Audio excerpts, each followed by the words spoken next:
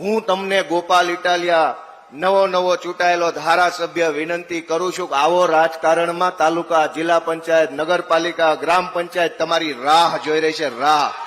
આવો રાજકારણમાં બધા, આવો રાજકારણમાં ક્યાં સુધી સત્યાગ્રહ છાવણી ઉપર બેસશો અને સત્યાગ્રહ છાવણી પર બેસીને કરેલા ઉપવાસનું નોંધ કોણ લઈ રહ્યું છે?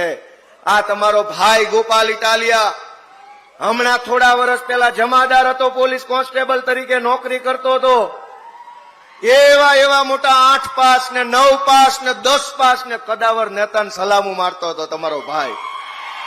પછી નિર્ણય કર્યો કે 8 પાસ ને સલામ મારવા કરતા હું એ જગ્યાએ હોઉં તો કેવો રૂપાળો લાગુ.